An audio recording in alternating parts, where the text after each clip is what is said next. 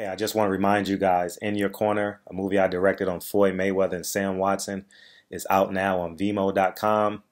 In Your Corner, click the link in the description box. Uh, and I would genuinely love and appreciate you guys' support. And don't don't hesitate to leave a comment and let me know what you thought of the film. And again, I appreciate you guys' support and enjoy the video. A few hours away from probably the last fight of your lifetime, you will see all the hardware up for grabs with all these money situations and promotional companies, and it's just very rare you get a guy like Hidalgo, uh, who doesn't have a big promotional company, and they can't make that fight happen. A great example of that is Adonis Stevenson. You know, very rare. You got all the hardware in the world going in the ring tonight, and Adrien Broner opens up his fucking mouth. What Jay-Z said, we don't believe you. You need more people. Oh, man. Damn, man. Adrien Broner. First of all, you lost every round to both of them, except the 12th round, right? Against Porter. Man, Broner, Broner. Um, you can't tell another grown man to shut up, right? You know, that's basically challenging him to a fight. So I won't say shut up, but I will say this. You're not as good as you think you are. And I know Broner's immediate response is, well, I'll fuck you up. Uh, uh, well, it's not that I'm afraid of you. I don't want to fight you. My job is to be better than Dan Raphael, not better than uh, what's his name, Adrien Broner. So that would be my response to him. You know, you got Garcia, you got Garcia and Porter problems. You know, you ain't got no Frederick Hawthorne problems. But I don't know who you can beat. I mean, I done gone through in my head so many other fighters. They're not going to feed you Victor Ortiz. They're not going to feed you Victor Ortiz. Um, I actually think Berto might beat you because you don't throw your hands enough. I don't know.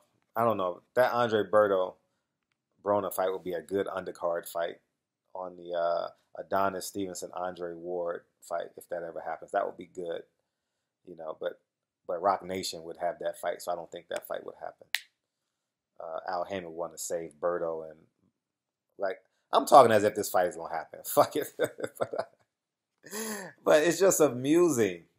Adrien Broner seems to amuse himself. You know what I mean? Like he thinks talking validates him. I will repeat that because I want you guys to understand this because I was a talker at one point. You know what I mean? In small segments of my life. He believes talking validates him. He don't understand those 3 losses validates who he is as a boxer. He's never beaten an A-level fighter. Never beaten an A-level fighter. So it's time for you to be a B-level fighter and fight B-level guys so you can get the win. And wait till these A-level fighters get old and you get a chance. It's simple. I mean, it's as clear as day. You're a C plus, B minus fighter, if that.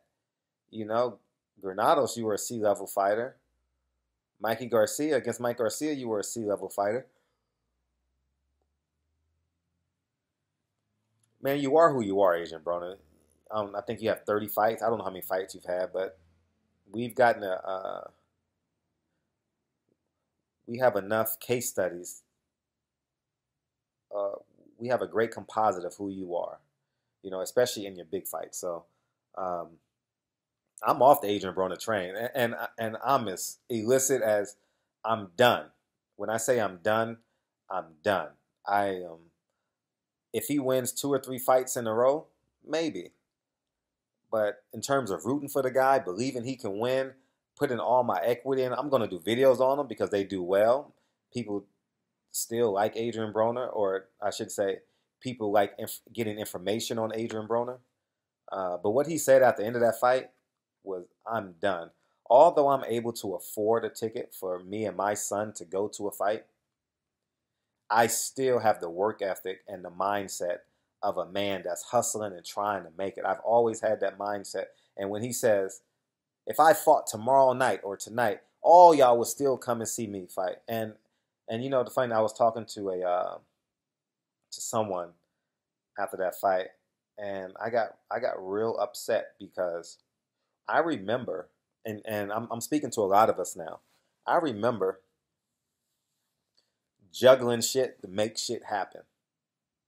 You understand what I'm saying? I remember it because I used to take care of my nephew before I had my son, and I remember not paying a bill so I can make something happen on the other side. So there was a lot of fathers in there that probably were Adrien Broner fans, maybe Mikey Garcia fans, maybe on the Brown side. You understand what I'm saying? That didn't pay their car note that day so they can have an evening out with their son. You know, that will pay the late fee on their rent just to take their son to a fight in Brooklyn. You understand what? Maybe they're from Connecticut, maybe they're from Delaware. They came up on the 95 and say, you know what? This is the fight. Maybe it's summertime. You know, we rarely get to spend time together because between you playing sports, you playing your instrument, you know, you being on a debate team and dad and mom always working. This is the fight I'm going to take you to July 29th or July 30th, whenever that fight was.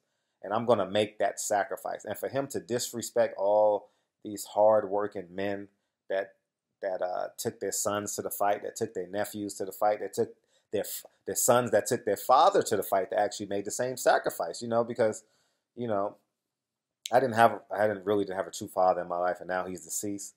But I'm looking forward to the day that my son flies me to New York and takes me to a Yankee game. You know, that's gonna mean a lot to me. You understand what I'm saying? And I know there are sons and fathers that made those sacrifices, and for him to disrespect them, be illicit in the disrespect, I'm done with the guy. I'm done, and I will tell him to his face, show me. Hashtag show me.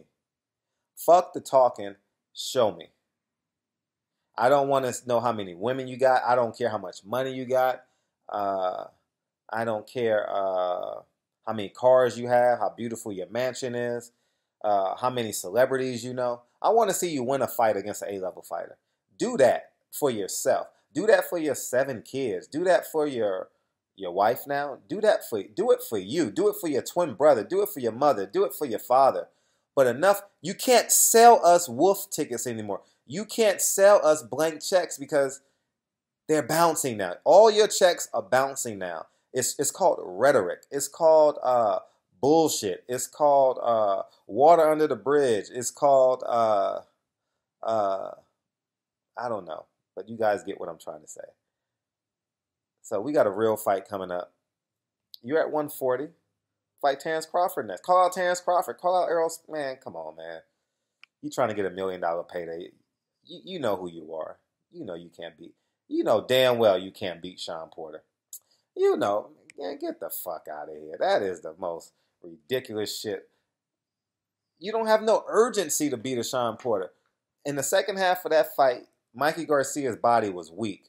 And you still didn't go to the body. I don't know if you could have won the fight, but you could have earned an immediate rematch. You know, if you would have knocked him down in the 11th round, and you know he limped out of the fight. I mean, he just barely got through the fight. You quite possibly could have earned a rematch, but to lose 10 rounds to 2, 11 rounds to 1, whatever, I don't know, 9, whatever, it was at least 9 rounds to 3. So I'm gone, man. We got a big fight. And I'm almost serious when I say I'm 40 years old. I may not ever see a unification bout again. I mean, the landscape of boxing is so built off of money and names now. Because, and it's two-pronged too. We want to see these unification bouts, but if a motherfucker got to pay $100,000 to the WBC, $50,000 to the IBF, how much money is Ndalgo really getting on this fight? He got to pay 5 sanctioning fees for this fight. 5 fucking sanctioning fees. Terrence Crawford, 5 fucking sanctioning fees. Do you really want to be the unified champion of the world? All right. You know, I get mad when I got to pay 10 cents. If I buy something for 90, and I know all my real niggas can respect this one. When you go get your Arizona iced tea and you got $1 in your hand, that motherfucker say 108. You like, fuck. I ain't got 8 cents. I only brought in $1. You take the 8 cents from from the trail. You like here, or he just lets you go. I'm being serious. I've done that so many times. I forget you got to pay the CRV and all that shit, man. But man, I like the sweet iced tea. That's my favorite. I like grape aid. Grape aid is my second favorite, and sweet, what is it called? Sweet tea is my first favorite. So, anyways, man, barbershop conversations, man. Feel free to hit the subscribe button. I'll holla, peace.